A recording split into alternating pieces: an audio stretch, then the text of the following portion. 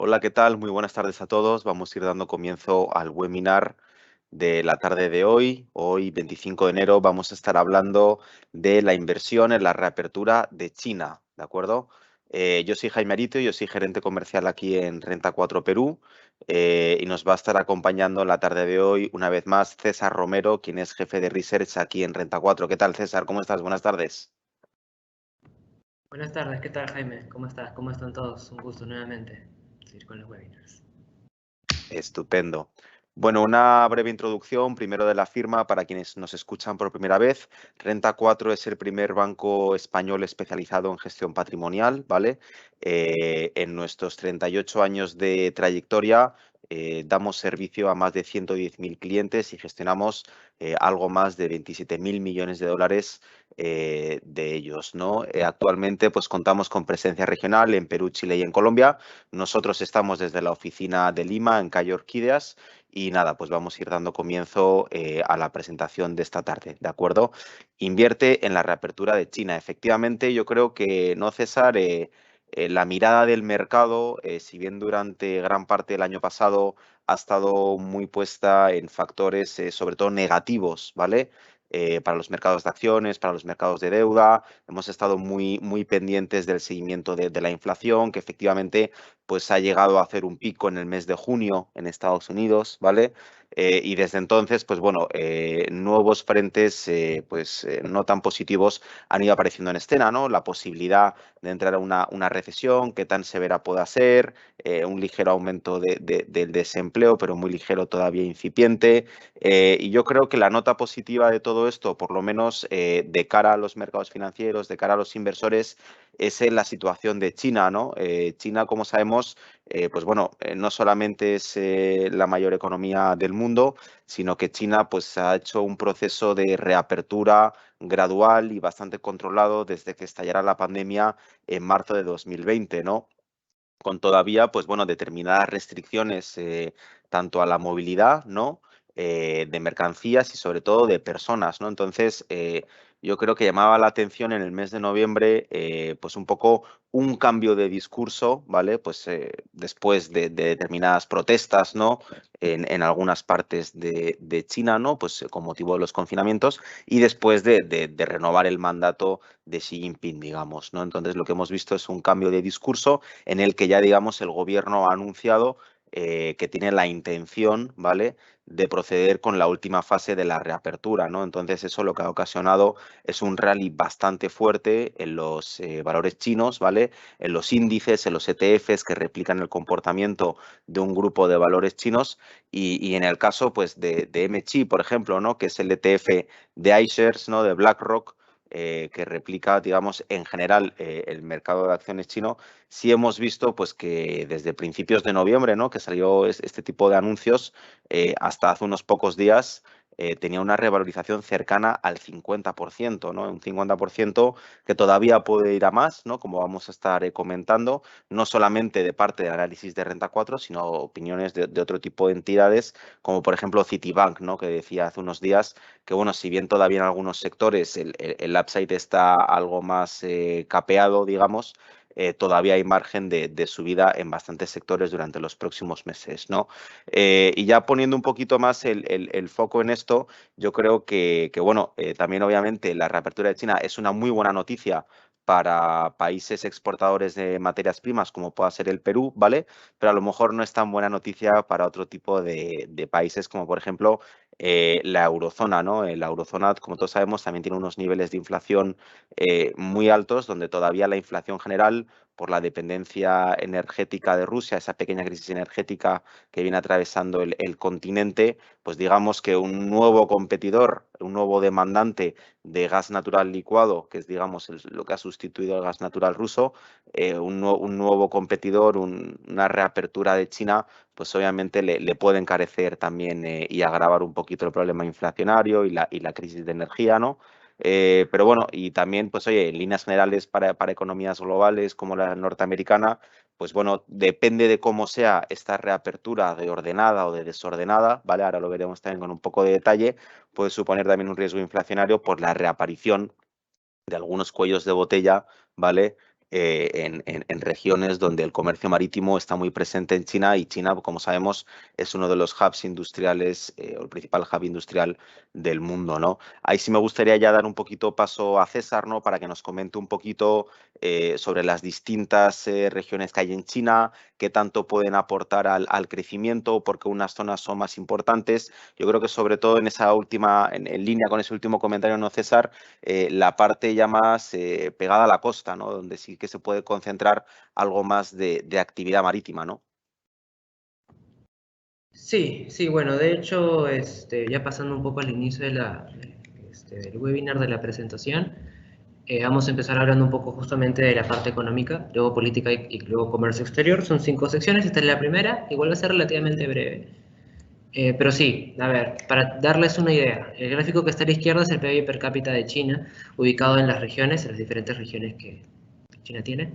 Los colores más cercanos al verde, los amarillitos en este caso, son los que tengan el PBI per cápita mayor en cada una de estas regiones. Terminan siendo las regiones más cercanas a la costa, las que tienen, al final del día, costa, son las que han crecido más. El borde rojo viene siendo digamos, el borde con el que se encuentra o colinda con algún otro país, ¿no? En el norte de Rusia, tiene abajo India, Mongolia también tiene arriba. Entonces esos secciones obviamente no han crecido tanto porque tienen otro país enfrente. Y a la vez, por ejemplo, en el caso de Mongolia tienes un desierto arriba.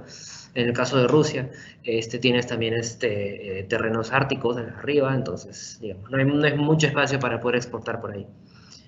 No hay vías entonces tampoco, al final. Incluso las exportaciones que hace China a Rusia, por lo general son más bien por el mar, por abajo, y terminan llegando al Mar Negro, por Turquía. Entonces, ¿qué es lo que ocurre con estas regiones? Estas regiones han mostrado mejores ratios de crecimiento, demuestran un mayor acceso al comercio internacional, tienen un desarrollo de infraestructura que justamente es lo que provee el gobierno, y áreas urbanas desarrolladas con alta densidad poblacional. O sea, a nivel mundial, obviamente, los espacios que más han crecido siempre vienen siendo los que tienen más costa, porque se puede hacer más desarrollo de exportaciones, importaciones. En general es lo que conecta a un país con otro, ¿no? Los países con costa son los que más pueden crecer, y esas secciones, las costeras, son las que más crecimiento tienen en un país.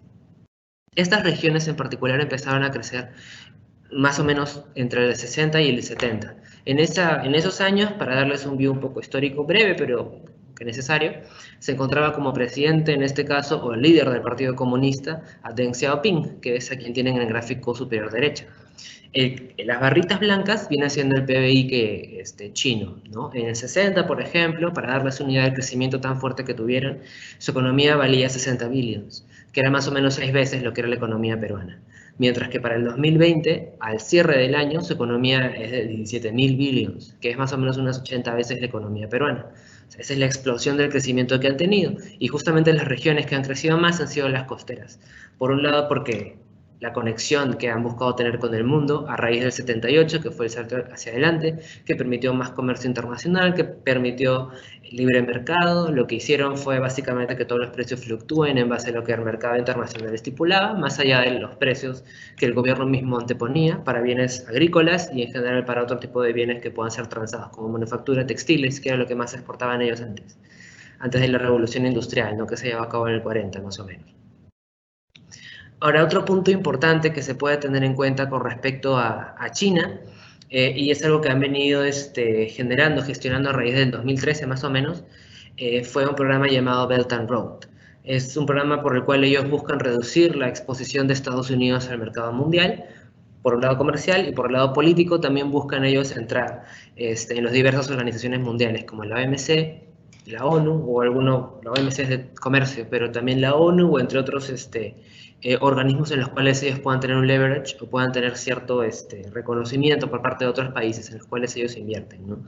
Si podemos situarnos en los gráficos inferiores, el pie chart primero, el de la izquierda, ubica a Asia como el principal región de inversión, 59%, después 14% de Norteamérica, 10% de Europa, 8% de África, básicamente Nigeria, luego Latinoamérica, también estamos ahí nosotros, y Oceanía, que es Australia y Nueva Zelanda, básicamente para ellos, que es en donde más se han centrado en invertir: retail, manufactura, sector comercial, construcción, software, IT. Hay diversas, por ejemplo, inversiones que ellos han hecho en Perú, desde este periodo, desde el 2013 hasta la fecha, vienen siendo la hidroeléctrica Chacya, que es la tercera hidroeléctrica más grande del Perú, tiene un 5% de la participación total eléctrica.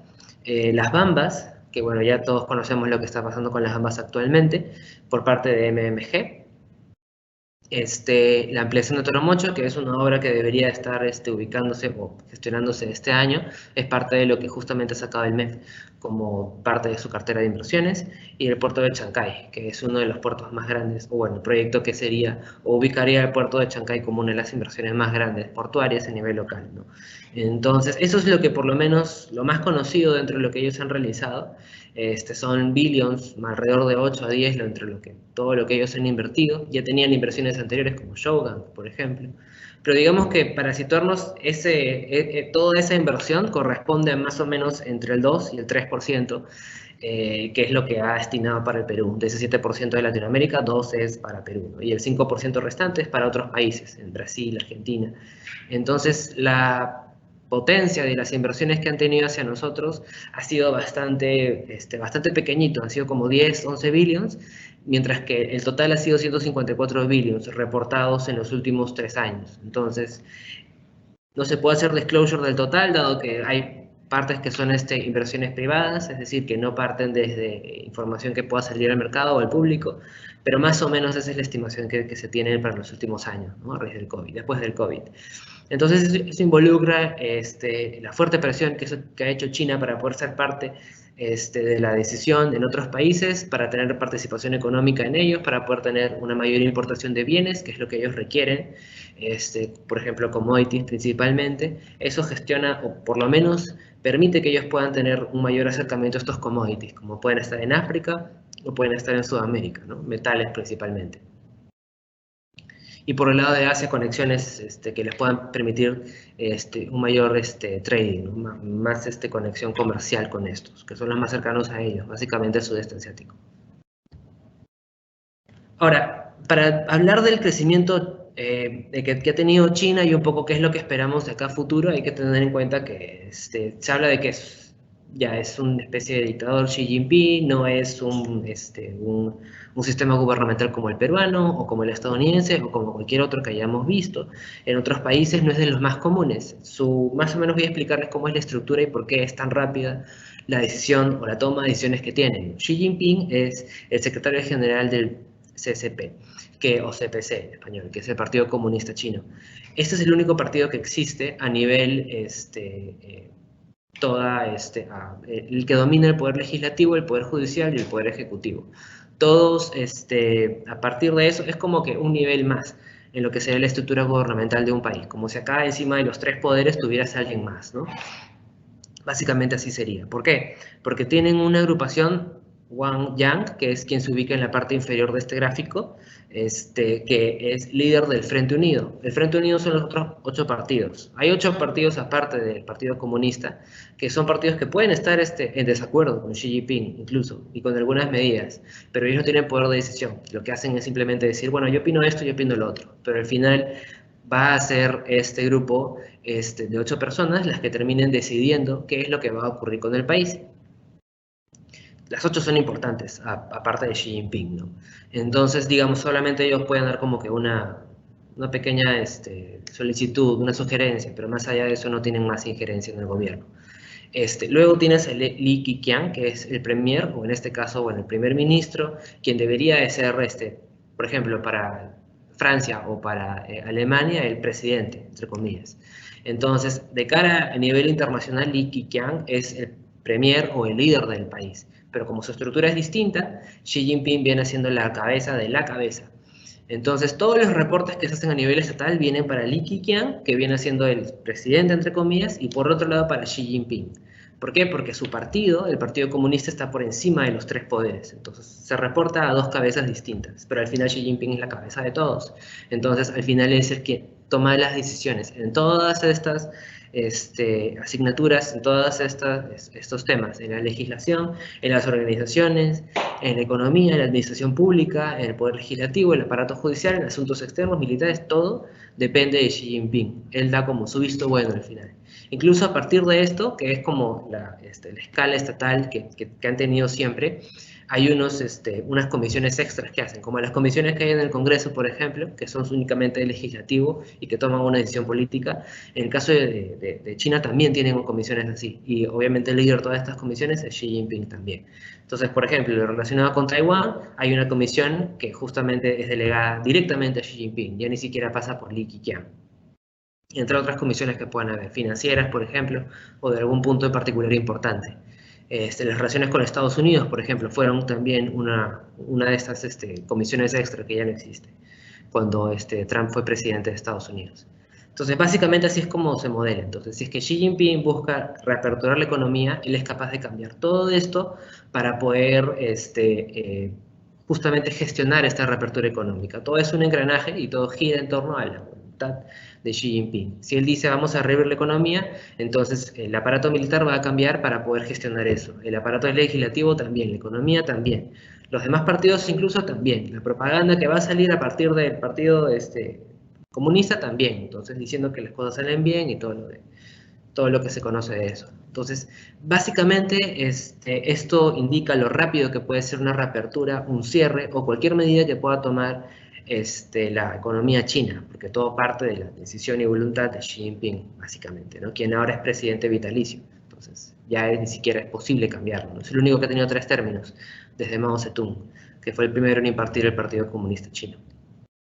Por último, para César, tener... perdón, una Sí, consulta sobre esta estructura que planteas que yo creo que es interesante, ¿no? O sea, obviamente hay una persona en el centro de todo, ¿no? Yo quería preguntarte qué lectura tienes tú porque claro, el mensaje de Xi Jinping y el mensaje del partido ha cambiado bastante en términos de reapertura, ¿no? El mercado yo creo que lleva durante prácticamente todo el año pasado, no sé si entero o gran parte del año pasado, esperando que en algún momento el partido, digamos, que diera su brazo a torcer y fuera un poquito más pro mercado, ¿no? ¿Qué crees que haya podido ser algún factor relevante? Se mencionan mucho las protestas, ¿no? de las personas en las fábricas, han llegado a quemar alguna también. ¿Tú crees que va un poquito por ese lado, digamos, Xi Jinping y el partido, pues oye, escuchando un poco a la gente, o todo formaba parte de un plan que vienen cumpliendo a rajatabla? Es probable que hayan, no ha funcionado, pero es probable que haya pesado también, porque para un país como China es difícil que hayan aglomeraciones o protestas a gran escala. Ujú. Aquí en Perú, por ejemplo, no hay tanto control, las instituciones casi no son tan importantes, entonces como que la gente puede salir y marchar cuando quiera, pero en China hay mucho más control, ¿no? Hay control incluso por las cámaras, o sea, ellos visualizan quién está haciendo qué cosa. Entonces, si es que hay una aglomeración de gente es porque ya se han pasado varias barreras que te puedan ser básicamente emocionales o sentimentales de querer marchar, ¿no? Es mucho más relevante o fuerte hacerlo para ellos. Entonces, eso es importante. Pero por otro lado, de hecho, la economía china estaba dependiendo en casi un 20% del real estate, que es uno de los sectores más afectados por la pandemia, por más o menos la estructura de inversiones que tenía este sector en particular. Entonces, básicamente lo que una reapertura significa es una revalorización de los activos chinos. Entonces, si tienes un sistema bancario, un sistema de real estate que depende de los activos chinos, porque ellos no invierten a gran escala en economías como la estadounidense, como nosotros, por ejemplo. Entonces, depende bastante de los activos chinos o activos internacionales que dependan, a su vez, de activos chinos. Entonces, dentro de todo, si es que a China le va bien, a sus sectores real estate, por la estructura de sus activos, así como la financiera, le debería ir bien. Entonces, estamos ya después de 2 años de cierres, en donde estaba altamente deprimida su economía, estaba casi ya hablándose de una desaceleración que pueda llegar a la economía a 2%, 1%, por una estimación del 2023 de más de 5.5 incluso. Entonces, básicamente lo que estaban haciendo es tratar de cambiar eso para que estos sectores, tanto el real estate como el financiero, vuelvan a salir del agua, ¿no? Por lo golpeadas que estaban. Incluso tuvo que rescatar a varias, incluyendo Evergrande, dentro del sector real estate. Entonces, más o menos fue tratar de cambiar todo las opiniones o tratar de cambiar todo este enfoque para poder rescatar estas 2 industrias, ¿no? Que son las más afectadas por sus políticas COVID. Ok, buenísimo. Y brevemente, ¿qué riesgo crees que pueda haber para los inversores en la reapertura de China de un, digamos, cambio en la opinión del partido o realmente qué tipo de variables pueden afectar a que la reapertura demore un poquito más de lo previsto, se realice parcialmente? ¿Existe realmente algún viento de frente para esta reapertura o digamos, todo está saliendo de acuerdo a lo previsto, tienen política monetaria acomodaticia actualmente y no cabría esperar demasiadas sorpresas? Dentro de todo, el Banco Popular chino también depende del ejecutivo, entonces va a ir en línea con lo que Xi Jinping mencione. Entonces, justamente están tratando de recuperar la economía, es probable que el Banco Central todavía sea flexible, todavía sea más o menos tranquilo con subida de tasas. Igual su inflación de ellos está en 2.5%, está en menos de 3%. Entonces, mucho efecto ahorita no ha tenido, justamente por los cierres, que han restringido bastante el consumo. Por otro lado, posibles riesgos que puedan haber, es difícil que cambien nuevamente en su perspectiva. ¿Por qué? Porque si, ya estamos viendo incluso índices de COVID, o sea, de contagios, que han superado todos los índices previos. Ya ni siquiera se hacen pruebas incluso.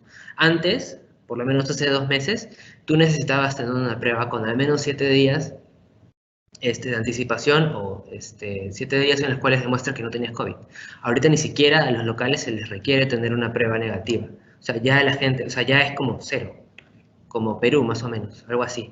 Ya ni siquiera hay nada que pueda denegarte algún derecho por tener COVID. Entonces, eso de hecho ha impulsado bastante los contagios y es algo que ya se ha visto desde diciembre, pero a su vez es algo que ha impactado también, o bueno, que va a generar mayor crecimiento en el consumo. Todavía no en diciembre, pero ya a partir de enero podríamos ver este crecimiento. Después del año nuevo lunar ya se han restablecido las previsiones de crecimiento para China y también se generan opiniones bastante favorables con ello. Entonces, lo más negativo o lo que más restringía su política COVID-0, lo que más a ellos les afectaba era justamente que este nivel de contagios siga creciendo. Ya incluso había llegado a los máximos previos a esta política COVID-0. Entonces, ahora que ya hemos superado largamente ese nivel de contagios, porque ya no hay pruebas ni siquiera, entonces, básicamente lo que estamos viendo es que ya no deberían de volver a rotar a esto, porque ya no es un factor importante, lo que era un factor importante ya no lo es.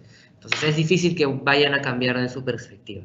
Si la llegasen a cambiar, las estimaciones internacionales de los bancos de inversión, de las diversas organizaciones que ya estiman un crecimiento del COVID, perdón, el crecimiento de China se verían impactados.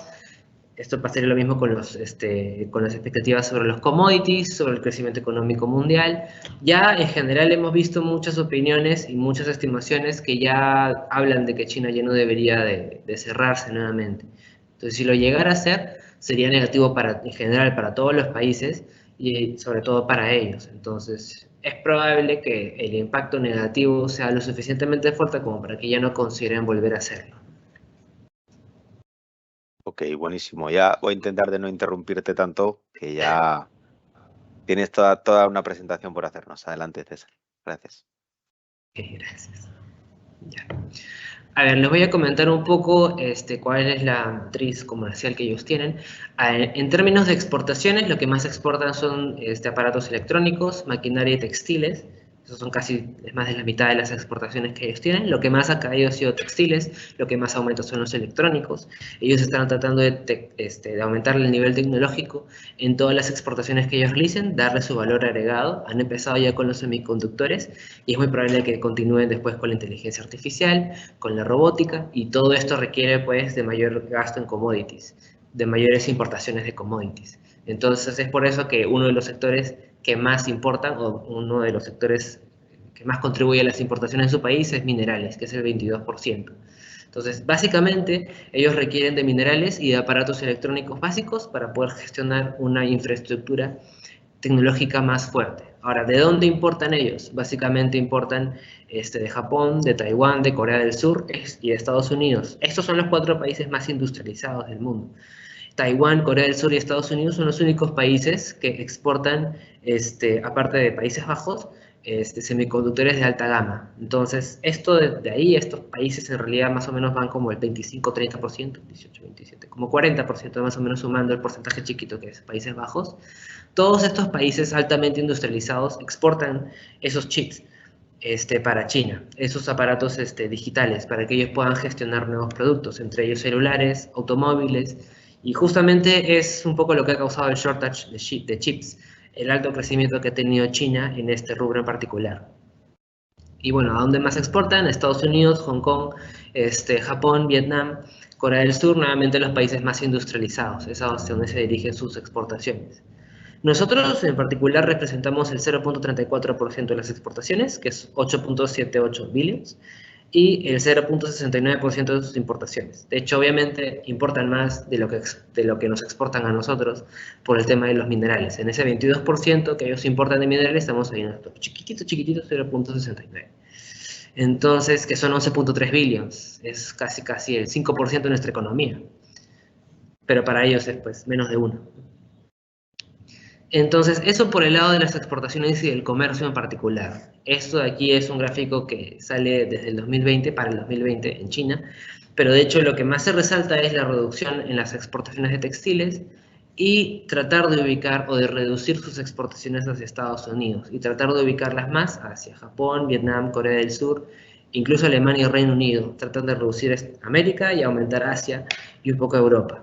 No tanto por expectativas de crecimiento, sino más que nada por la rivalidad internacional que existe entre este y oeste, que es algo que también ha llevado a Rusia, por ejemplo, a reducir su exposición a exportaciones de Estados Unidos y a reducir sus tenencias de bonos soberanos de Estados Unidos. Así sí, Estados Unidos, entre comillas, le va mal, a ellos no les va a ir tan mal, porque no están tan invertidos allá. Ahora, pasando un poco más por el lado del comercio electrónico o el crecimiento retail, China ha pasado de 17% a casi el 45%. Todas las ventas que tienen, casi la mitad ya son únicamente e-commerce. Ellos ya representan, gracias a eso, más del 50% de las ventas minoristas globales o mundiales que sean por medio del Internet o e-commerce, ¿no? Entonces, ¿qué es lo más importante ahí o por qué eso es importante en otro sentido? ¿Por qué? Porque las empresas relacionadas con el e-commerce, como ya conocen Alibaba, JD, Baidu, entre otras de estas compañías, tienen un porcentaje más importante en las ventas totales de China. Entonces, si hablamos de un crecimiento del consumo, estamos hablando de que el tráfico en estas páginas va a incrementarse, más de lo que se van a incrementar Amazon en Estados Unidos, Tesco en Reino Unido, y bueno, lo mismo con Alemania. Entonces, básicamente es más e-commerce, más, más ingresos por el lado de estas páginas, más ad services también. Todo eso hace que la presencia de estas empresas sea más importante para China de lo que es Amazon para Estados Unidos, por ejemplo. Y en eso también está envuelto empresas estadounidenses que puedan estar cotizando o que puedan estar vendiendo en China, ¿no? Después se los voy a comentar. Ahora, ya hablemos un poco de qué es China, ahora vamos a hablar de la recuperación económica que han tenido luego del COVID, ¿no? Ese mínimo, digamos, es básicamente el COVID, que es para todo el mundo 2020-2021, para ellos fue 2022-2023. Hablemos del índice de congestión por el tráfico y el índice de movilidad. El índice de congestión por tráfico, que involucra automóviles, básicamente estamos viendo el 2023, que está llegando a los niveles de 1.5, 1.4, que es la media móvil de los últimos 7 días. Básicamente va en línea como era el 2022, sin embargo el 2022, justamente por estos cierres, tiene una gran caída en el gráfico de la izquierda. 2020, 21 y 22 hay grandes caídas en el mes de febrero, que no deberían de ocurrir en el 2023, porque ya no estamos en esa política de cero COVID. Entonces, estamos viendo infecciones que alcanzan un punto máximo nuevamente, y esta vez un máximo que ya ni siquiera es contabilizable, junto con índices de congestión que vienen incrementándose, y a la derecha un índice de movilidad que también viene incrementándose. De hecho, no ha alcanzado el nivel prepandemia, pero es una de las métricas que más rápido han subido. Si se dan cuenta, China desde el punto de la reapertura, que es el punto 0, hasta el 20 días de reapertura, ha crecido casi verticalmente, mientras que Corea del Sur, Hong Kong y Taiwán no lo hicieron. ¿Por qué? Por la alta injerencia del gobierno en este tipo de mediciones, por todo el aparato público que justamente funciona para poder hacer lo que Xi Jinping mencione como una realidad. Entonces, es esta la rapidez, que no necesariamente es buena como política en general, pero que por lo menos vemos que surte efecto para el tema de la reapertura china. Es mucho más rápido que otros países. Luego, vemos el sector aeronáutico, y el índice de confinamientos en China, que es una medición que tiene Nomura. A raíz vemos el gráfico inferior, para empezar, el índice de confinamientos de China llegaba al 80%, es decir, el 80% de la economía llegó a estar cerrado en 2020.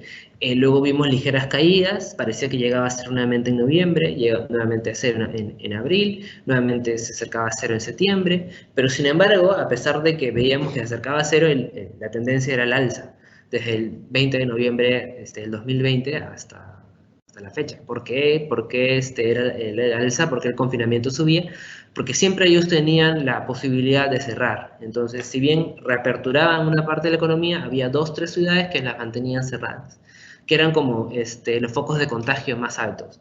Los cerraban para hacer altas pruebas ahí, restringían básicamente el movimiento y permitían que el resto de la economía funcione. Entonces, hacían confinamientos seccionados. Pero cada vez esos confinamientos eran en ciudades cada vez más grandes. Primero en las ciudades chiquitas, como Wuhan, por ejemplo, pero después son las ciudades más grandes, las costeras, como Shenzhen, ¿no? O Beijing, que no tiene costa, pero es la principal región de China, ¿no? Es la capital. Entonces vemos ese tipo de movimientos.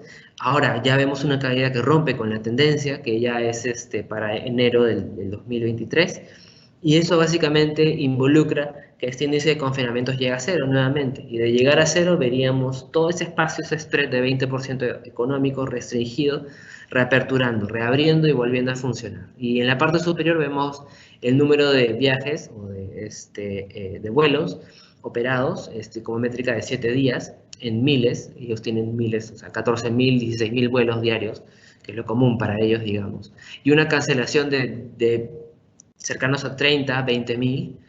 Justamente es lo que estamos viendo con Estados Unidos. Hay una reapertura tan alta que la oferta no llega a igualar a la demanda. Hay mucha demanda, mucha gente quiere viajar, mucha gente quiere conocer otras partes del mundo, me refiero a personas que habitan en China, que tratan de salir. Entonces hay tanta demanda que al final se cancelan algunos vuelos por la sobredemanda, no porque chocan un vuelo con otro, o sea, los boletos, a eso me refiero, y al final hay más cancelaciones, porque no se da abasto a las aerolíneas. Entonces, básicamente estamos viendo un alto nivel de cancelaciones, un alto nivel de vuelos que se llegan a dar, y es básicamente eso lo que se está, en los últimos días, bueno, ya de hecho la oferta ha tratado de alcanzar la demanda y es por eso que se han reducido, pero dentro de todos esos niveles se encontraban altos en los últimos meses, básicamente por eso, ¿no? Por el crecimiento tan fuerte de la demanda. Ahora, si vemos algo todavía puede ser negativo, ¿qué es lo que vemos? El consumo retail, por ejemplo, de bienes y servicios, que es el gráfico de la derecha, se ubica sobre niveles prepandemia. Es decir, el consumo real retail indica que dentro de todo el consumo se veía afectado positivamente. Ahora, ¿qué es lo que ocurre en servicios, que es el mayor porcentaje dentro de la matriz de consumo de China, que todavía está por debajo de sus niveles pre-COVID? Entonces, ese básicamente sería el nivel de crecimiento, ¿no? El celeste es la línea punteada. Parece poquito, pero al final del día esa brecha para una economía tan grande como la China es bastante grande. Y por el lado de la izquierda vemos la tasa de desempleo urbano en China, que es de 16 a 24 años. La línea roja, la superior, es la tasa de desempleo actual, se encuentra alrededor del 16%. ¿Y por qué es importante este rango de edades? Porque este rango de edades, por un lado, son los que más se ubican dentro de los sectores más golpeados del COVID y son las personas que más reactivan una economía en el corto plazo. Por tema de transportes, de viajes, es el grupo que más consumo tiene en los primeros días de una reapertura. Entonces, que sean los que más tasa de desempleo tengan, justamente puede afectar un poco en el corto plazo, ¿no? Son el 8% del empleo total. Ya justamente se habla de que la economía de China está envejeciendo un poco, e incluso la tasa de natalidad ha sido superada por la tasa de mortalidad para el 2022, y se habla de que ya la población china ya no es tan joven como era antes, ¿no? Y ya la mano de obra ya no es tan barata tampoco. Entonces, eso por un lado indica más consumo, pero por otro lado indica menos trabajo, menos productividad. Ahora, esto por aquí es a partir del gasto contenido, cómo se observa un crecimiento. El ahorro total viene siendo el 3% del PBI para el cierre del 2022. Eso relativamente es bajo. En el punto más duro del COVID, para Estados Unidos se ubicaba en alrededor del 7%, para la Unión Europea se encontraba en 6%. Entonces, si bien es poco, entre comillas, nuevamente un 3% de China, de la segunda economía más grande a nivel mundial, es bastante. Entonces, dentro de todo, digamos, no es tan alto como en otros países, pero es lo suficientemente grande como para mover el consumo de un país. Ahora, ¿debería llegar a cero? Tampoco. Debería llegar probablemente a 1%, que es el promedio anterior a cómo se ubicaba esta tasa de ahorros. Pues no, obviamente tienes que mantener un ahorro al final, entonces no es que vaya a llegar a cero tampoco. Y en el gráfico de la derecha vemos la tasa de ahorros como ingresos, como porcentaje del ingreso total, ¿no? Esto de aquí es algo relativamente negativo, y es que China tiene una tasa de ahorro que es mayor a la de las demás economías. Ahora, lo, entre comillas, bueno, es que esto de acá es para el 2022, entonces es natural que China tenga una tasa de ahorros mucho más alta que las demás economías, porque el total de tus ingresos, el 35% lo ahorrabas justamente porque no tenías en qué gastarlo. Entonces, el benchmark, digamos, a nivel internacional debería ubicarse alrededor del 15 al 17%. Entonces, tienes un 18% más que, digamos, ya de por sí tienes un ahorro del 3% del PBI que tú puedes gastar. Pero de los ingresos futuros, tú tienes una tercera parte que la ubicabas en ahorro. Lo normal es que tengas de esa tercera parte la mitad la usas en consumo y la mitad la usas en ahorro. Entonces, hay más potencial de consumo, no solamente actual de lo que tienes reservado, sino de lo que vas a ganar en los próximos meses. Entonces, eso genera también que el crecimiento del consumo no solo sea ahorita, sino también pueda ser sostenido en el tiempo, ¿no? Luego vamos a ver directamente el enfoque sobre el sector consumo. Ya hablamos un poco de cómo crece la economía a nivel demográfico, cómo crece la economía a nivel del ahorro, cómo se puede beneficiar el consumo. Ahora veamos en dónde podemos invertir dentro del sector consumo que se viene dando en China, ¿no? Vamos a ver dos enfoques, uno que es sobre el lado del consumo y otro que puede ser corto plazo, y otro sobre el lado tecnológico que puede ser más a largo plazo, ¿no? Hay dos screenings con pantallas de acciones en las que puedan verse beneficiadas. En algunos casos ya se han visto beneficiadas por el lado del consumo, y a su vez un enfoque por el lado de los ETFs, ¿no? Para reducir un poco la volatilidad de alguno u otro emisor que pueda tener algún problema operativo en particular por alguna eventualidad. Entonces, ¿qué es lo que ha hecho Xi Jinping? La oportunidad tiene ahora de corregir las políticas de China con el objetivo de estimular el crecimiento económico. Básicamente esto apoyándose en el gasto del consumidor y el sector inmobiliario. ¿Qué es lo que son los gráficos que vemos a la derecha? El primer gráfico del lado superior son los sectores más afectados desde ahora, del 2022, versus la tendencia que estaba en 2017-2019, pre-COVID. ¿Qué es lo que más se ha visto afectado? Educación, cultura, entretenimiento, medicina, servicios médicos, transportes y así. Entonces, básicamente, esos son los sectores en los que más pueden verse beneficiados porque son los más golpeados, versus sus tendencias pre-COVID. Y en el gráfico inferior está encontrándose, según el Banco Central Chino, que es el PBOC, que todavía la expectativa por el aumento del crecimiento en el consumo es bastante menor. Entonces, y se ubica incluso por debajo de su media interanual, ¿no? Interanualmente está cayendo alrededor del 20%. Entonces, esto quiere decir que del 0 al 20% hay una brecha en la expectativa del crecimiento del consumo, que todavía no se ha mostrado. Entonces, más allá de un crecimiento sobre el 0%, se habla de una recuperación primero. Entonces, esto es con efectos de lo que se mencionó al cierre del 2022. Entonces, es bastante actual y es justamente el crecimiento que podríamos ver a raíz de una recuperación del consumo chino, que todavía no se ha recuperado. Ahora, entonces, la eliminación de estas medidas restrictivas, las medidas restrictivas del COVID-0, por ejemplo, deberían normalizar el comportamiento del consumo y crear una recuperación como efecto de las compras pospuestas durante la pandemia. Eso es el ahorro que les mencionaba, el 3% del PBI. Y por otro lado, el consumo que se va a tener sobre el porcentaje total de los ingresos. Entonces, consumo más ahorita y consumo más después también. Entonces, ¿cuáles son los activos o las compañías que se van a ver beneficiados? A la derecha están las acciones, o bueno, las empresas divididas geográficamente en Europa, China y Estados Unidos. Swatch Group tiene el 43%, por ejemplo, de sus ventas totales en China. Es una empresa suiza y se dedica a bienes de lujo.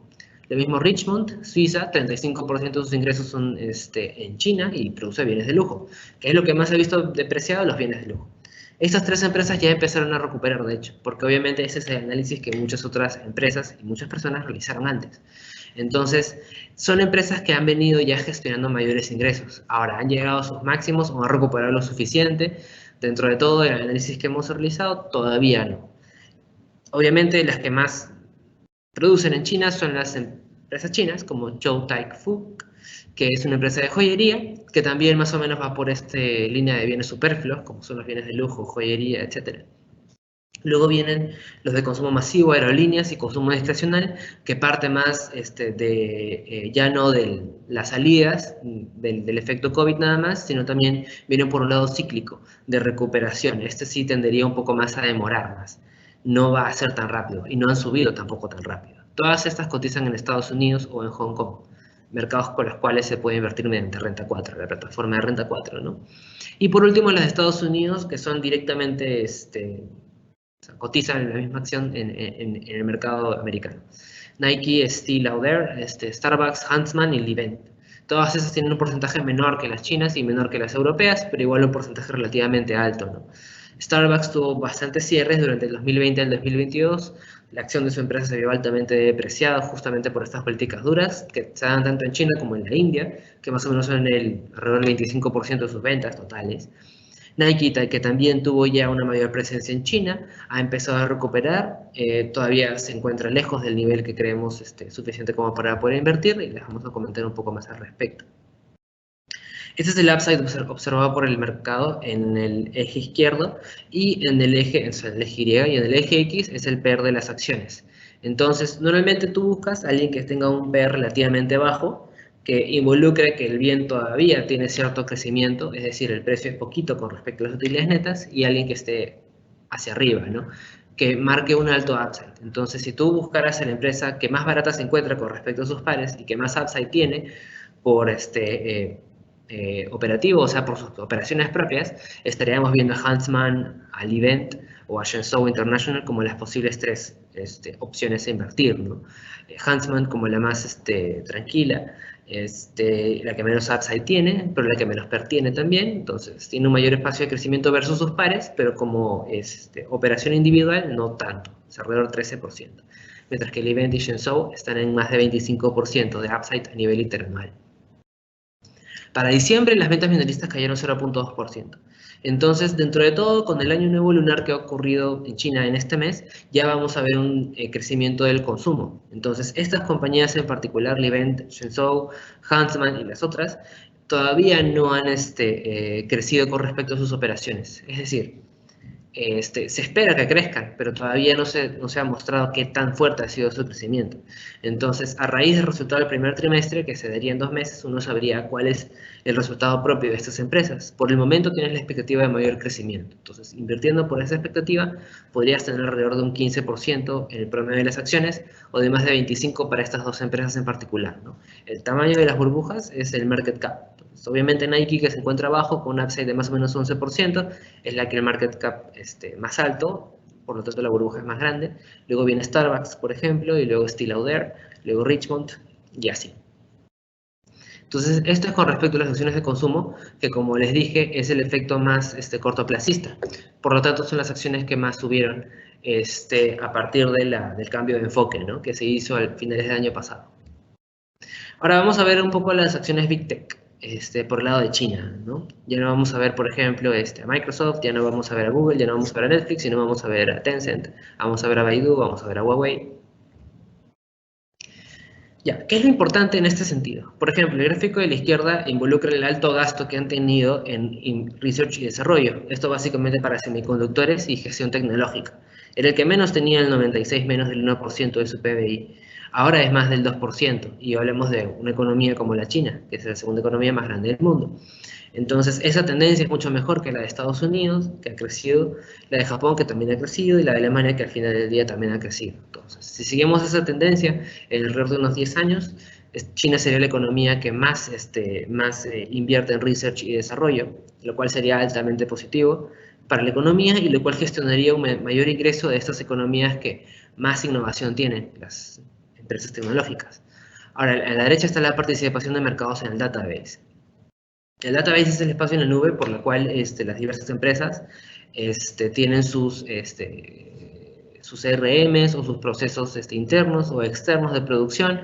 Esto más o menos involucra apps o involucra desarrollos dentro de la empresa para poder tener una plataforma que funcione a nivel internacional o a nivel global. Oracle tiene el 22% de este database, entonces en general es la empresa de la que más dependen las operaciones internacionales que puedan tener las empresas chinas, así como los enfoques internos que son los CRMs. Luego viene Huawei también, que son chinas, Microsoft, estadounidense, SAP, alemana, IBM, Estados Unidos y así. Entonces, básicamente, esta database justamente involucra a empresas chinas, ha venido creciendo en esta participación de estas empresas chinas, y lo que deberíamos esperar es, dado que están reduciendo su exposición internacional, bueno, a empresas extranjeras, lo más probable es que veamos un crecimiento de Huawei, de Kingbase o de Alibaba o de Ameng en este sentido, son las que más podrían beneficiarse, y eso podría abaratar los costos también para las empresas chinas. Ahora damos un enfoque de ETFs, MCI, que es la línea blanca, CQQQ, que es una especie de Nasdaq chino, que es la línea azul, tiene una tendencia relativamente similar al final. Si la comparamos con el SPY, que es Estados Unidos, el ACWI, que es los activos equity a nivel mundial, y el Stock 50, que es SX5E, que es la línea amarilla, vemos que la línea blanca y la línea azul son las que más aguantadas se ubican. ¿No? Hemos visto un crecimiento fuerte de los activos chinos, pero si lo vemos con respecto al 2018, vemos que son las que más abajo se encuentran, incluso cayendo, casi un 27% en promedio, mientras que el SPY está 40% arriba, mientras que el ACWI está 17% arriba. Entonces hablamos de una reapertura económica que ha afectado a todas las economías, pero sobre todo a la China, por lo que ha durado reaperturar esa economía, vemos que todavía hay un espacio. No solamente para que llegue a los niveles equity del 2018, sino para que pueda alcanzar a las demás bolsas. Entonces tienes dos resistencias importantes, y la primera se encuentra 27% arriba, y la segunda se encuentra alrededor de 35% arriba, para alcanzar a las demás economías. Entonces, justamente, también el cambio de postura mucho más bullish con respecto a la economía china parte por lo depreciado que estaban los activos, por lo que habían caído. No solamente por el COVID, sino también por altas regulaciones que tenía el gobierno chino con respecto a las acciones tecnológicas, con respecto al Alibaba, prohibiendo nuevas adquisiciones, prohibiendo que se expandan o inviertan en otros países, o tratar de seccionar empresas, como Alibaba, dado el tamaño que tenían, buscaban que se seccionen en diferentes partes y funcionen de manera independiente. Entonces, eso era lo que más espantaba a los inversionistas cuando buscaban invertir en China. Más allá de otras noticias importantes, como lo son la salida de las ADRs, que era algo que también se conocía en el 2018, de los ADRs chinos en Estados Unidos, lo que reduce su liquidez, bueno, termina por acercar el precio, dado que los inversionistas estadounidenses salían de estos activos. Entonces, eso también, entre otras medidas, ya se han rebatido. Ya China está buscando un mayor crecimiento de las empresas locales chinas. Y eso hace que puedan tener un espacio de recuperación, ¿no? Y es por eso que podría llegar al nivel 100, que es el nivel en el que se ubicaba al inicio del 2018, que involucra un 27% de crecimiento para el MCI y para el CQQQ, que es principalmente tecnológico. Ahora, hablando un poco del sector tecnológico como tal, ya por el lado de las acciones que lo vemos, que se observa un upside, estas son 4 acciones en particular que han salido de un screening que involucra el crecimiento de EBITDA positivo y un crecimiento de utilidades positivo, un PER, un price to books y un price to sales relativamente bajo, o sea, que no hayan explotado en crecimientos todavía, que no hayan sido súper fuertes, que no hayan crecido tanto, digamos, en términos de precios, por lo cual las 4 en total tienen un upside de más de 20%, y que tengan al menos $1 billón en market cap, ¿no? De hecho, son relativamente pequeñas, son todas small caps, tienen un beta relativo menor a 1 en promedio, pero son empresas que han mostrado crecimiento de utilidades a un año positivo y que han tenido un crecimiento de EBITDA de 5 años positivo. Es decir, tienen EBITDA y tienen utilidades, lo cual es raro para una empresa pequeña. Y además tienes un beta menor a 1, es decir, versus el MCI, tienes un crecimiento, o sea, el movimiento de tu precio es menor. Entonces, y bueno, los 4 son básicamente tecnológicas. Entonces, esto involucra un crecimiento muy favorable para estas compañías, es decir, no tienen caídas en los ingresos, no tienen altos costos. Entonces, digamos, son las más sanas dentro del sector tecnológico, que pueden tener un upside de más del 20%, siendo pequeñas acciones con baja volatilidad en el mercado. ¿Dónde se ubican esas inversiones? La primera, que es Holysys Automation, básicamente es una empresa china que ofrece sistemas y productos y servicios de automatización. Ellos te dan el software para poder hacer señalizaciones en el lado de los ferrocarriles, es decir, para poder automatizar todos los procesos de los ferrocarriles para que lleguen a tiempo, salgan a tiempo, y los procesos que se dan durante los viajes. Motion Control, que es básicamente para el control de estos brazos robóticos, entonces es puramente tech. La segunda, que es Dakuo New Energy, es una empresa china que se ubica principalmente en la fabricación para la industria solar. Esta compañía fue fundada en 2018, tiene su sede en Chongqing, y básicamente lo que hace es fabricar paneles solares, para lo cual se requiere también una alta gama de chips por el lado tecnológico. Lufax, que es financiera, tiene una plataforma que básicamente son préstamos peer-to-peer para prestatarios y prestamistas, ubicándose sobre todo en pequeñas empresas, entonces está directamente relacionada con el crecimiento económico de las microempresas, de las micro y pequeñas empresas, de las MIPES, que es lo que debería de crecer a raíz de la reapertura del COVID y lo que más afectado se ve. Y Jinko Solar, que básicamente es nuevamente fabricación de paneles solares y desarrollo de proyectos de energía solar. Es un poco más diversificado que Dakuo, pero a la vez también tiene un alto componente tecnológico, ¿no? Y vemos también un crecimiento de las energías verdes, que puede significar un mayor crecimiento de ese tipo de empresas. Entonces, básicamente son las 4 empresas que más beneficiadas se están viendo a raíz de esta reapertura, aunque más crecimiento pueden tener, ¿no? Siendo small caps. Por otro lado, las que no son small caps, tenemos empresas que tienen por lo menos un market cap de 10 billions, Bilibili, NIO, que estas son las que se conocen más a nivel internacional y ustedes también conocen, Alibaba, Baidu, JD, NetEase, son las que más se hablan también, Tencent incluso, Music Entertainment, que es el ADR en Estados Unidos, de únicamente la sección Music y entretenimiento de todas las unidades que tiene Tencent, entre videojuegos, televisores, entre otros, que son bienes ya de consumo. Tienen un lado que es Music Entertainment, que está en Estados Unidos como ADR listando, ¿no? El conglomerado del Tencent está en OTC. Entonces, estas empresas han tenido un crecimiento de las utilidades de un año, algunos negativo, que han sido Tencent, que han tenido una fuerte caída, básicamente por los cierres que ha tenido a nivel internacional y los confinamientos locales, y dado que es altamente expuesto a la economía china. Todas estas empresas en particular tienen un upside relativamente importante, está ubicado en crecimiento de upside, siendo Bilibili la que más crecimiento puede tener. Entonces, si vemos el tamaño de la burbuja en el nivel de abajo, en el gráfico de abajo, es nuevamente market cap, y nuevamente en este caso lo que se ubica en el eje X es el beta, que es lo que más mueve a estas empresas. Entonces, ¿qué es lo que se ubicaría o sería mejor invertir? Las que están más a la izquierda y más hacia arriba. JD, Li Auto y Bilibili son las que más se acercan a esta frontera de inversión, siendo Bilibili la que tenga un beta menos de 1, pero un upside de más del 60%. Entonces, la idea sería invertir en estas empresas en las que tengan un mayor upside, que tengan un market cap relativamente fuerte. JD es la que más market cap tiene dentro de estas 3. Y bueno, NIO también es relativamente fuerte, tiene un upside de más de 40%, un beta de más de 1, y un market cap de 20 billions, que es relativamente importante igual.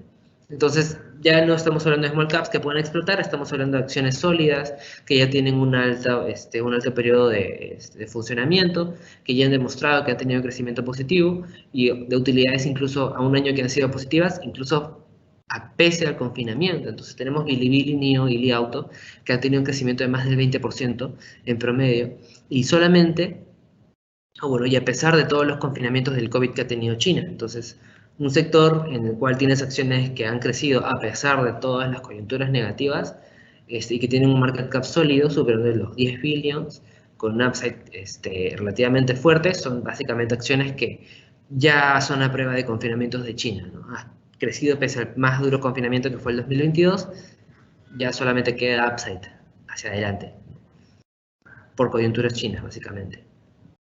Ahora, si lo comparamos con otros sectores a nivel internacional, el sector tecnológico, por ejemplo, viendo la ponderación por sectores, el MSCI de China es un 6%, el sector tecnológico, mientras que para Estados Unidos el sector tecnológico es el 26%. Para el mercado de Hansen, que es Hong Kong, es 4%, ¿no? Y para el mercado asiático es 14%. Entonces, básicamente, tenemos un sector del MSCI de China que todavía es muy pequeño, el sector tech, versus sus benchmarks a nivel internacional, como es el Standard & Poor's. ¿En dónde es más fuerte? Básicamente en consumo discrecional y en communication services. Ahí es más fuerte que todos los demás. Pero el information technology todavía es bastante pequeño versus este gran sector que es el S&P, ¿no? Sabemos que Estados Unidos es la economía más innovadora del mundo, la que más licencias y patentes tiene a la fecha, y la que más ha gestionado el crecimiento tecnológico. Sin embargo, si es que China llegase a igualarlas, sus empresas, ya digamos, yendo hacia el largo plazo, tendría que multiplicarse por 4 para poder alcanzar esta ponderación que tiene el sector tech a nivel de Estados Unidos. Y ya ubicándonos en algo particularmente de valoración de múltiplos, que es el P/E o es Price to Earnings, el sector técnico chino o tecnológico chino se ubica ahorita por debajo del sector tech Estados Unidos. Esto lo ubicamos en el periodo de estos últimos 20 años, 22 años. Ahorita está 35% por debajo el Price to Earnings del sector tech versus el Price to Earnings del sector tech de Estados Unidos, China versus Estados Unidos. Esto es lo que justamente indica es que esta brecha hacia cero es el crecimiento chino que puede tener las empresas tecnológicas versus el crecimiento que pueden tener las empresas tech. O sea, si las empresas tech de Estados Unidos crecen, las empresas chinas tienen que crecer más. Si hablamos de un crecimiento en este 2023 de las economías, o bueno, de las empresas tecnológicas, debería ser mayor en China.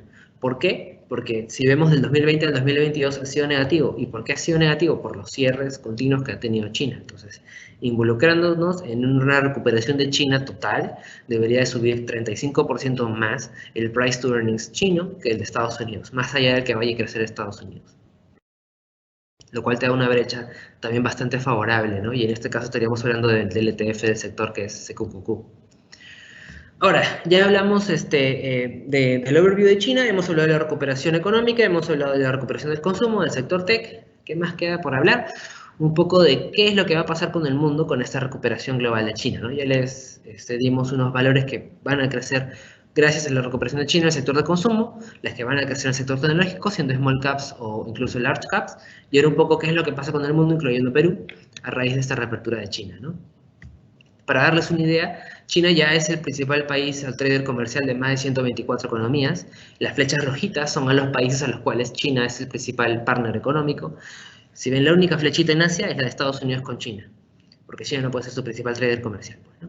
Mientras que Estados Unidos es el principal trader comercial de 56 economías. O sea, más del doble ya tienen a China como su principal exportador e importador.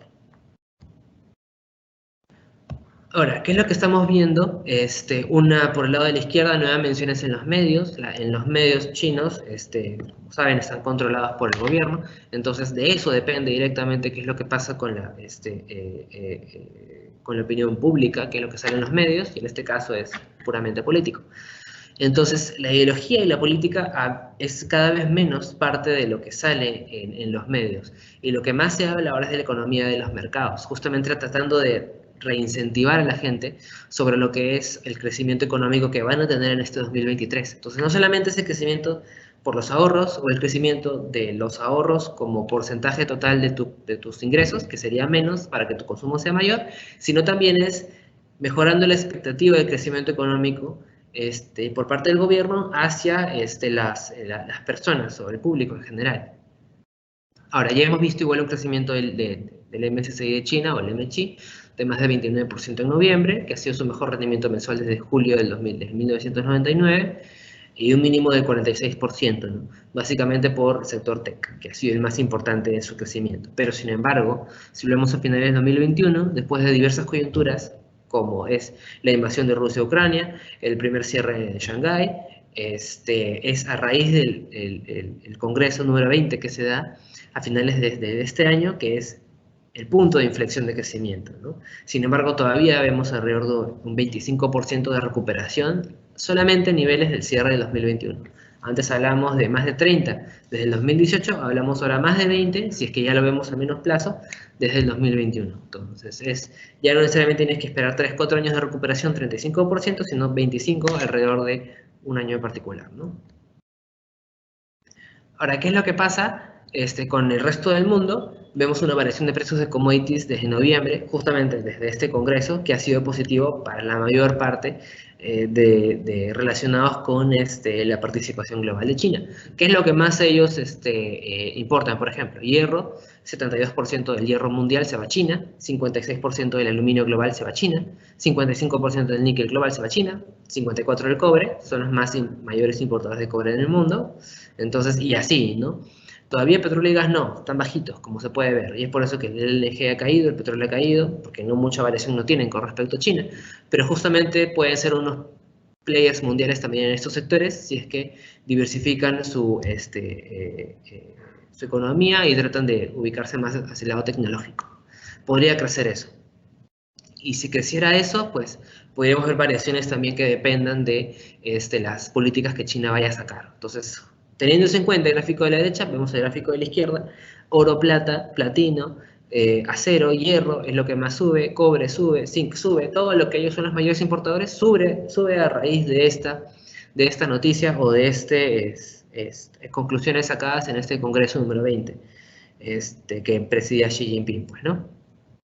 Entonces, eso es lo que se da o lo que pasa cuando China se reabre. Sube el precio del carbón, del acero, del hierro, del cobre. Si vemos, por ejemplo, la BBL, el sector que más ha crecido en el año es el sector de minerales o de materiales, de las mineras, ¿no? Entonces, esta ha crecido 17% en lo que va de la fecha, o sea, de todo 2023. ¿Por qué? Porque han crecido las empresas como Southern, como Buenaventura, que producen cobre, que producen oro, entre otros metales, como por ejemplo también Cerro Verde, que también es productor de cobre y que exporta principalmente a China. Entonces, si lo queremos ver por un lado local, qué cosa invertir localmente, y estamos viendo una reapertura de China, tenemos que invertir en hierro, aluminio, níquel, cobre, carbón, acero, zinc. ¿Quiénes producen eso? Por un lado tenemos a Shougang, por el lado del hierro, que es una empresa que también ha crecido en su valor en su precio, es ilíquida, entonces es difícil entrar. Entonces vamos con aluminio, níquel y cobre y carbón. ¿Quién produce eso? A nivel local, básicamente, por el lado del cobre tenemos a Cerro Verde, tenemos a Sauer, que ha subido más de 20%. Por el lado del zinc tenemos a Nexa, tenemos a Minsur también por el lado del cobre ya, entre otras empresas mineras, ¿no? La gran parte de nuestro sector minero está básicamente oro, plata, cobre, zinc. Ahí está casi todas. Entonces, básicamente, invertir en las empresas mineras es invertir en la reapertura de China. Básicamente, guiándonos de los gráficos de la participación global de China en las importaciones. Ahora veamos ya directamente, según el enfoque internacional, la dependencia de Latinoamérica a China. Ya no solo Perú, o sea, ya no solo los commodities, sino cómo dependen nuestras economías de China. Entonces, si nos ubicamos, por ejemplo, en la última línea, que es Perú, las exportaciones a China somos altamente dependientes, porque más de la mitad de nuestras exportaciones se van para allá. Entonces, somos altamente dependientes a China en términos de nuestras exportaciones. En términos del precio global de commodities es alto, porque, bueno, producimos commodities, más de la mitad de nuestra producción que se exporta es de commodities, principalmente oro y cobre. A la cadena de suministros es bajo porque nuestros productos se van para China, pero no regresan. O sea, nosotros no exportamos bienes altamente tecnológicos, ¿no? Porque lo que China es un hub industrial. Entonces tú tienes tu cobre, tú lo llevas allá, tu alambre, ellos lo que hacen es producir el producto semifinalizado y tú lo conviertes en chip o lo puedes convertir en un auto.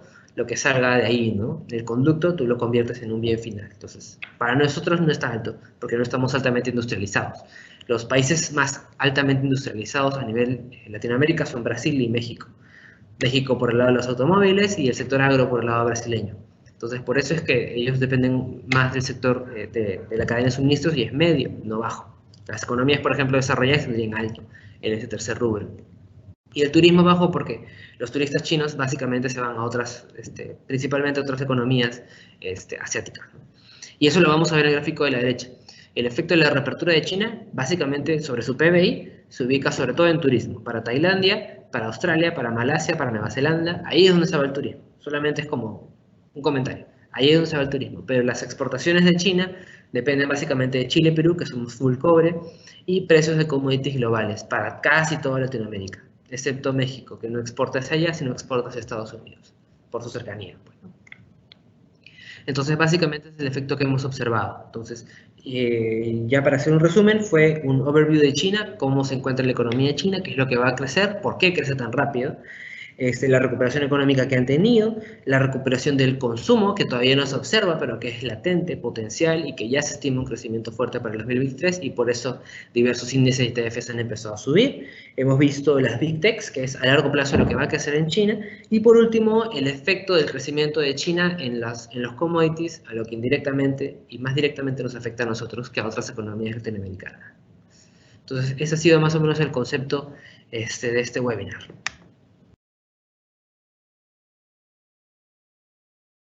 Estupendo, César. Muchísimas gracias por todo el color que nos has dado y, bueno, pues algunos temas muy importantes para ir resumiendo, ¿no? O sea, la apertura, la última fase de la reapertura de China, que ha sido bastante esperada por los mercados, ya viene ocurriendo, ya se viene reflejando en las valoraciones en bolsa y, sobre todo, muy en el corto plazo, pues por la parte de consumo, ¿no? Pues todas estas actividades turísticas, ¿no? Que son muy buenas noticias tanto para las aerolíneas, para los hoteles, para los restaurantes en el propio China, ¿no?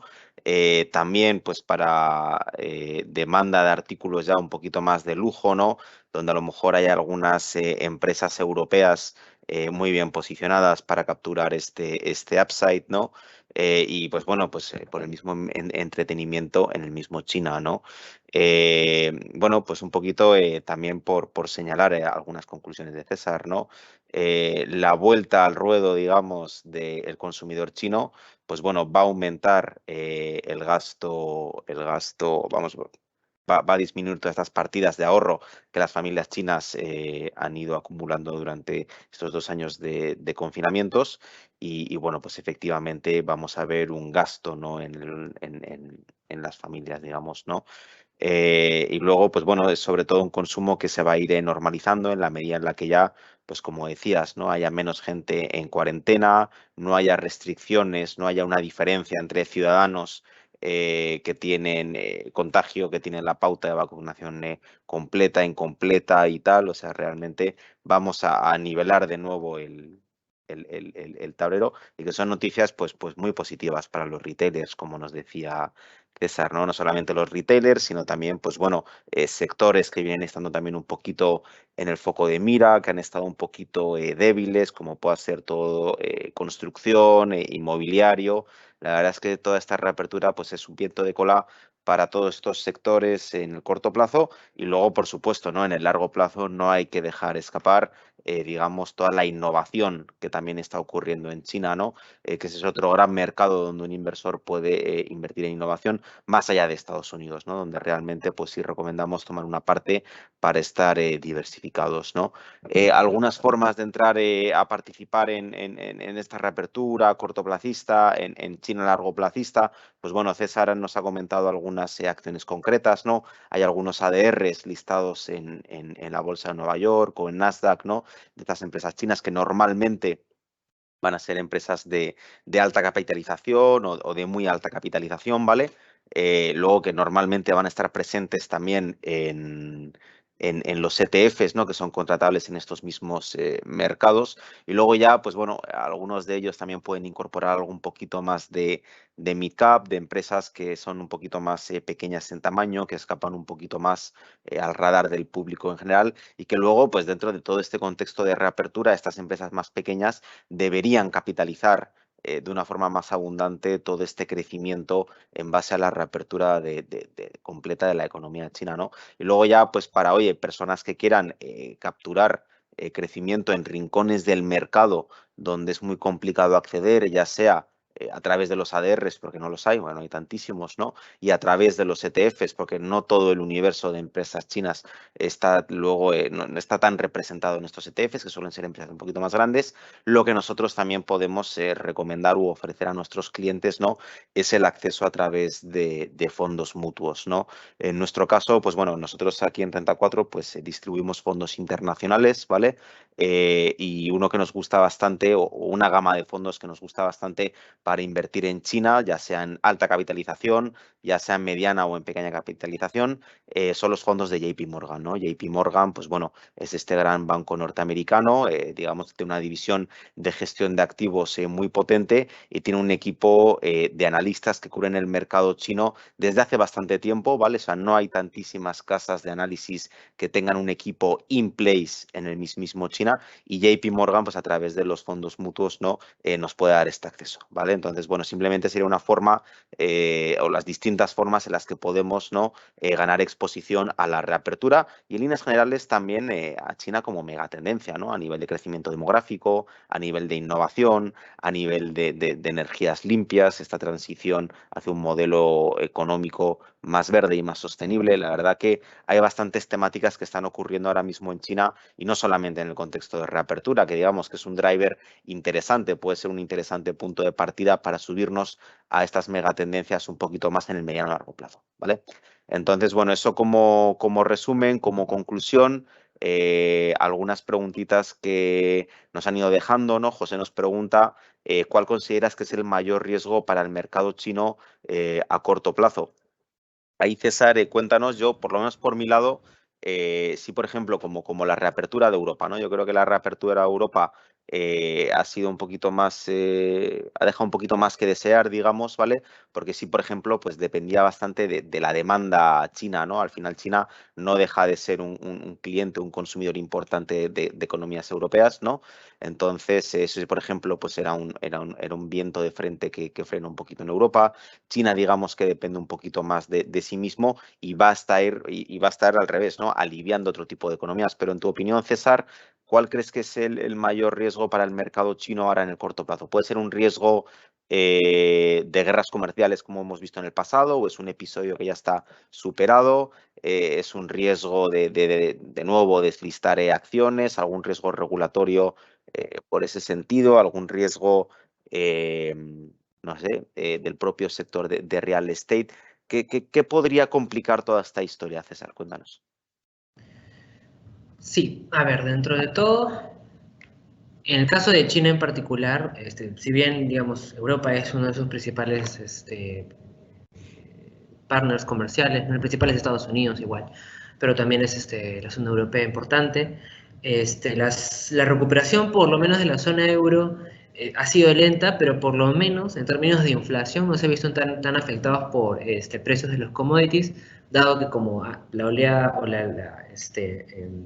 el clima no ha sido tan duro con ellos en temas de ahora el invierno que están viviendo, por lo menos han tenido días de calor o de menos frío, lo que ha hecho que la importación de gas tenga que ser menor. Entonces eso hace que la importación, como es menor, eso es una menor presión sobre los precios internacionales europeos de los commodities. Entonces, digamos, eso frena un poco la inflación por un lado, es como que relaja la perspectiva de crecimiento, ¿no?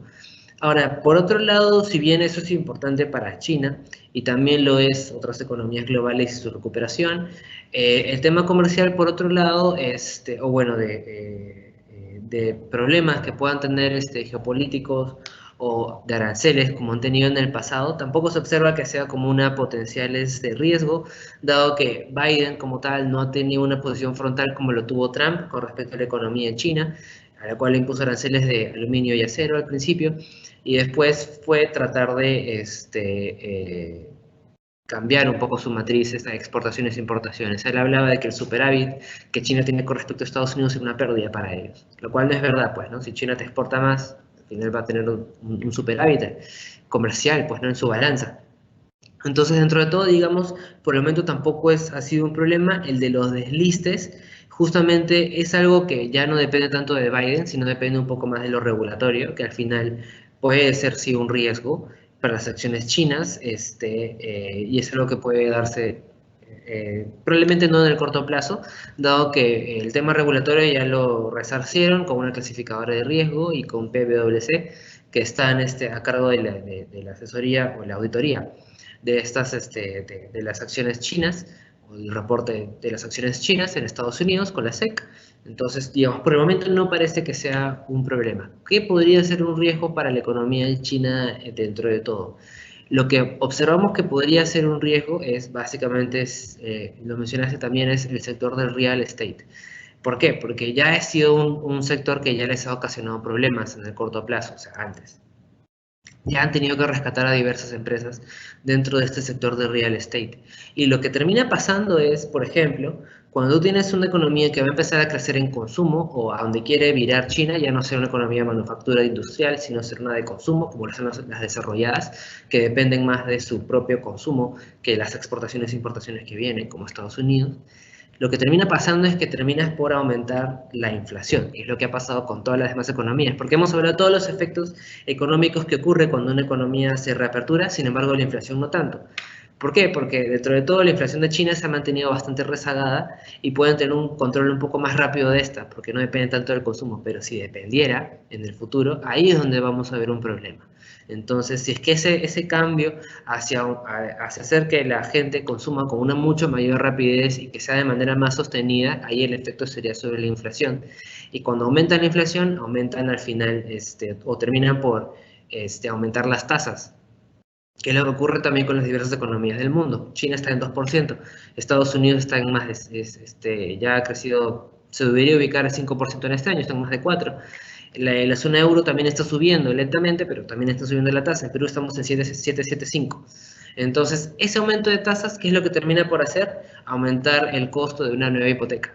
Y ese es el sector que termina por verse afectado, porque si bien ya se había afectado antes por las inversiones o por la estructura de los activos que tenían, inversiones en el sector real estate, que dependía justamente del crecimiento chino, si llegara a crecer de manera desmedida la inflación, esto podría hacer que nuevamente el tema de las hipotecas termine por desacelerar el sector. Entonces, y ese sector, como es más o menos el 20% de la economía, en China, si vemos un efecto directo por el aumento de la inflación, que pueda ser a corto plazo, podríamos ver un decrecimiento, un tambaleo en la economía china para el segundo semestre, ¿no? Que es lo que más corto plazo podríamos ver como un riesgo para ellos, si es que la tasa aumentara con una velocidad muy fuerte, y esto dado la eventualidad de que el consumo salte, ¿no? Entonces, probablemente veamos unos 6 meses hasta el segundo semestre muy positivos, y luego los siguientes 6 meses probablemente una desaceleración producto del aumento de tasas del sector de real estate, producto del aumento de las tasas de las hipotecas, que haría pues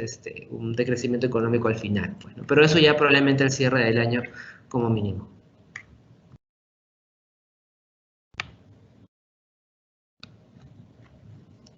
Estás con el micro apagado, me parece, Jaime. Perdóname ya, gracias, César. No, sí, para ir terminando rápido, ¿vale? Interesante, ¿no? Los riesgos de la economía china en el corto plazo, pues naturalmente riesgo inflacionario es importante, pero realmente no parece algo tan preocupante para el caso chino, ¿no? Como para el caso europeo o el caso norteamericano, ¿no?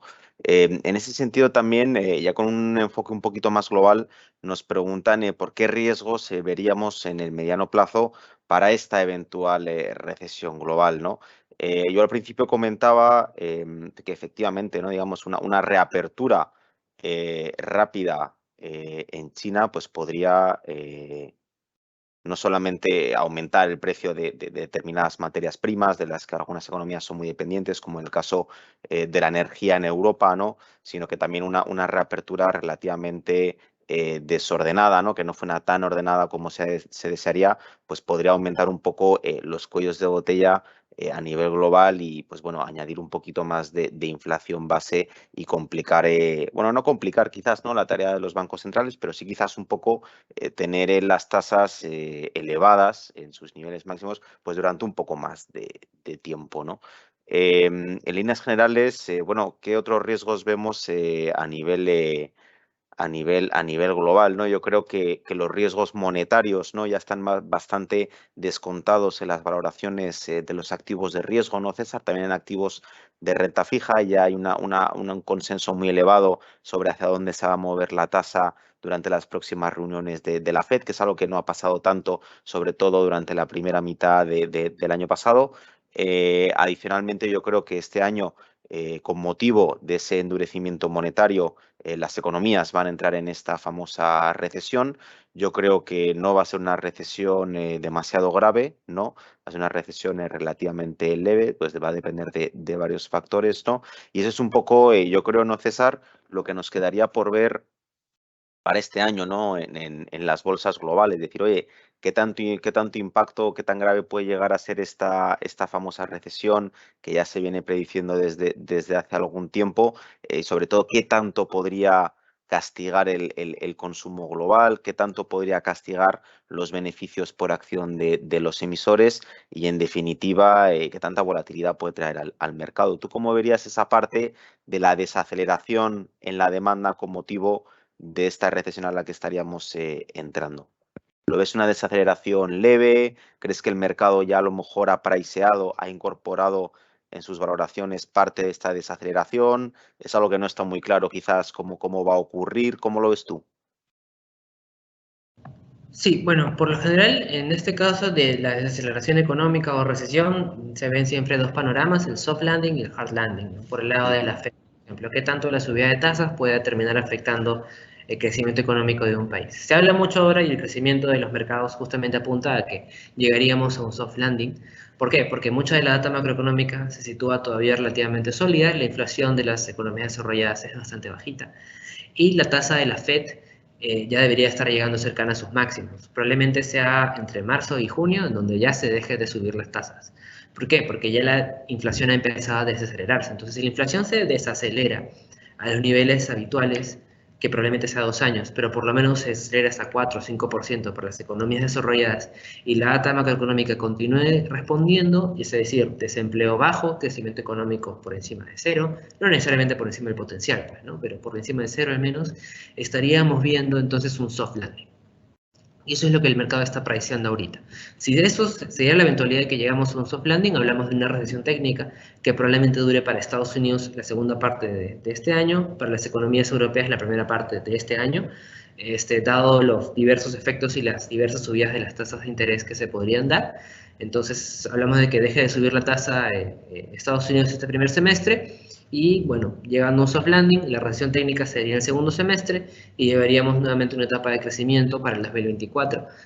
Mientras que para la zona euro probablemente sea una recesión que esté ubicada en la primera mitad de este año, dado que la inflación, digamos, ha empezado a desacelerarse, pero no tan rápido como en Estados Unidos, y como ellos dependen mucho más de la importación de bienes, o bueno, la inflación depende más de alimentos y energía, y este impacto que estamos viendo por los aumentos de los precios, que si bien se han reducido en algunas semanas, igual estamos viendo que la demanda china podría impactar en estos bienes, ahí es donde la zona euro podría verse afectada, ¿no? Ahora, el efecto es bastante menor porque justamente como comentaba antes, el tema de la importación de gas ha sido bastante menor de lo que se esperaba. Las reservas están en un 80% en promedio. Bueno, Hungría se encuentra relativamente, no tiene tanta cobertura, Eslovaquia tampoco. Pero al margen de esas economías, la mayor parte sí tiene un inventario lo suficientemente sólido como para poder aguantar este año, ¿no? Y no tener que aumentar nuevamente el precio del commodity. Entonces es por eso que hablamos de que la recesión de Europa también sería técnica y en el segundo semestre nuevamente empieza a crecer. Entonces, como alguna de esas dos economías, zona euro o Estados Unidos, terminaría por tener un crecimiento positivo, al final esto haría que China también tenga un partner comercial al cual exportar todos los bienes que van a producir en esta época de crecimiento, sea la zona euro al final o Estados Unidos al principio. Entonces, mientras uno de estos dos está activo, China va a poder tener un crecimiento más fuerte. Entonces, por ese lado es que no se van a ver tan impactados. Pero por otro, si vemos un hard landing, ¿qué es lo que hace China cuando hay un hard landing o cuando hay una recesión fuerte? En 2008-2009, que fue la crisis financiera, que fue una crisis global, una recesión dura para todas las economías desarrolladas y no desarrolladas, ¿qué es lo que pasó? ¿Por qué, por ejemplo, Perú casi no decreció? ¿Por qué China creció entre 8 y 9%? Porque justamente ahí empezaron a impulsar el sector del real estate. El real estate como uno de los sectores más enfocados en lo local, con activos que únicamente estribaban en activos chinos. No dependían ni de Estados Unidos, ni de la zona euro, ni de Latinoamérica, solamente de China. Entonces fue el gobierno el que emitió y realizó subsidios y grandes aportes y financiamientos hacia este sector de real estate. El sector de construcción fue el que más creció. Y es por eso que nuestras exportaciones de zinc, que son básicamente para el sector industrial, crecieron. ¿Por qué? Porque China estaba creciendo al margen del mundo. Entonces, cuando China quiere crecer, lo hace. A diferencia de otras economías que dependen del comercio internacional. En el caso de China, no tanto cuando tienen este componente G dentro del PIB tan fuerte. Entonces, justamente eso es lo que pueden realizar ellos. Ahora, como vemos una reapertura tan fuerte y tan rápida y vemos un cambio absoluto en todas las métricas que ellos tenían, es probable que incluso en el caso de que se diera un hard landing, ellos todavía puedan crecer, ya no por el lado extranjero, ya no por la Y o la X, o XN, que son las exportaciones netas, sino más por un lado del consumo, que puede ser ubicado localmente, y por el lado del G, ¿no? Por esos dos es donde más crece China. No tanto como la Y o la XN, que puede ser más internacional. Entonces, básicamente es por eso que en los dos escenarios China puede salir airoso, ¿no? Siempre y cuando tengan una política favorable al mercado y puedan realizar diversas inversiones en el sector, en el caso de que sea hard landing, o tener un partner comercial fuerte, salir a exportar lo más que se pueda dentro de, de las empresas de consumo que deberían de estar creciendo, en la primera mitad con Estados Unidos y en la segunda mitad con la zona euro, ¿no? Que es donde menos o más crecimiento pueden tener estas dos regiones. Estupendo, gracias César. Nos preguntaba también José que si tenemos algún producto para irnos en corto a China, ¿no? Bueno, estoy dejando aquí en el chat, ¿vale? Un pequeño enlace de esta página que es ETF Database, ¿ok? O sea, uno realmente haciendo una búsqueda muy sencilla en esta plataforma o en el mismo Google, pues te van a aparecer este tipo de resultados. Hay algunos ETFs que te servirían para ganar una exposición a una caída en el mercado de acciones en China. Nada, pues aquí con Renta 4, si está cotizado en Nasdaq o en NYSE, o bueno, eventualmente que no esté ahí en alguna bolsa europea, lo podrías contratar a través de la plataforma, ¿vale? Os dejo ahí la información por si fuera de interés de alguien, pero bueno, oye, ponerse a sortear China yo creo que es algo complicado, ¿no? En el sentido de que, bueno, si bien hemos visto una recuperación bastante intensa en muy poquito tiempo de las acciones chinas, yo creo que no hay que perder de vista que tienen una serie de drivers muy sólidos para estar creciendo en el, bueno, corto, medio y largo plazo incluso también, ¿no? Sobre todo a largo plazo, y tomar una posición corta sobre este tipo de valores en un contexto en el que, pues bueno, las tasas, el financiamiento cada vez es más caro, pues bueno, únicamente pues para una persona que tenga un apetito por el riesgo elevado y quiera tomar posiciones cortas en este tipo de mercados por un periodo muy breve de tiempo, ¿no? O sea, para hacerte unos intradays o hasta unos días, unas pocas semanas, como mucho, ¿no? O sea, tener una posición larga como está ahora mismo la tasa en un mercado como el chino es para estómagos muy fuertes, ¿vale? Entonces, bueno, si os parece bien, podríamos dejar hasta aquí la intervención de esta tarde, ¿ok? Cualquier otra consulta que les pueda surgir, ahí están nuestros datos de contacto. Tienen un correo que sería asesoría@renta4pe. Está ahí también, pues bueno, en nuestra página web, nuestros datos. Nada, muchas gracias a todos los que nos han acompañado esta tarde y en especial a César Romero, que nos ha estado dando una pincelada muy interesante de cómo está la reapertura en China, sectores de consumo en el corto plazo, sector de tecnología en el corto y en el largo plazo también. Muchísimas gracias, César. Gracias a todos. Gracias, Jaime, gracias a todos. Si tuvieran alguna duda extra, bueno, puede ser al correo, puede ser por alguna de nuestras aplicaciones o redes sociales. Igualmente, bueno, invertir en corto puede ser una oportunidad si ves resistencias y soportes, ¿no? A nivel técnico, que puede ser útil también. Igual se hace con Estados Unidos, otros mercados, entonces todo cabe dentro de las posibilidades, ¿no? Todo lo que pueda generar dinero, al final funciona. Entonces, dentro de Exacto. todo, Todo es posible en la bolsa, ¿no? todo es posible, sí. Estupendo. Muchas gracias, César. Gracias. Gracias a todos. Que tengáis una muy buena tarde y nos vemos próximamente. Abrazos. Cuídense. Hasta luego. Chao.